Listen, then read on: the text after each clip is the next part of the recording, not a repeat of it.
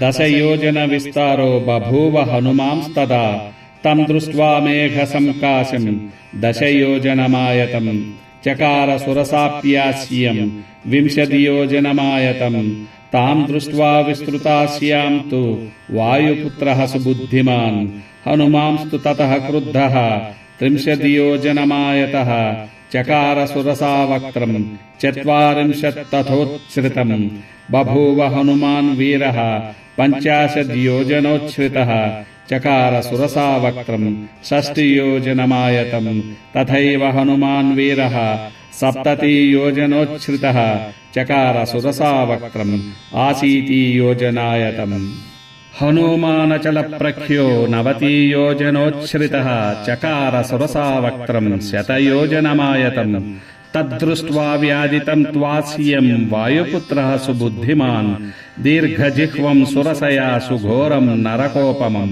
ససంక్షిప్యాత్మనః కాయం జీమూత ఇవ మారుతిః తస్మిన్ ముహూర్తే హనుమాన్ బభూవాంగుష్టమాత్రకః శోభిపత్యాశు తద్వక్త్రం నిష్పత్య చ మహాజవః అంతరిక్షే స్థితః శ్రీమానిదం వచనమబ్రవీత్ ప్రవిష్టోస్మి హి తే వక్త్రం దాక్షాయణీ నమోస్తుతే గమిష్యే యత్ర వైదేహి సత్యస్యాసి ధ్వరస్తవ 10 యోజనముల ఎత్తుగా మేఘమాలికలతో సమానంగా ఉన్న స్వామి హనుమను చూసిన సురస కూడా తన నోరును అంతకు 2 రెట్లు పొడవుగా పెంచింది. దానికి హనుమంతుడు ఆగ్రహంతో సురస నోటిని మించిపోయి పెరిగాడు.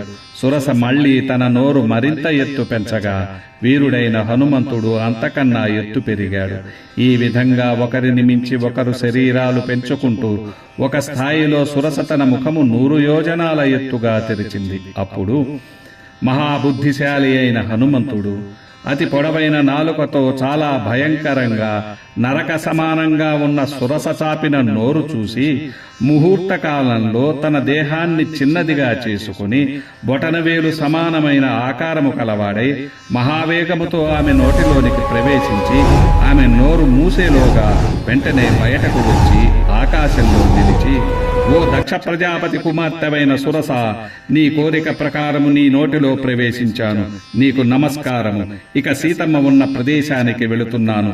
నన్ను నీ నోటిలోనికి తీసుకోవాలన్న నీ వరము కూడా సిద్ధించింది కదా అని పలికి ఆంజనేయుడు లంక వైపు పయనమయ్యాడు.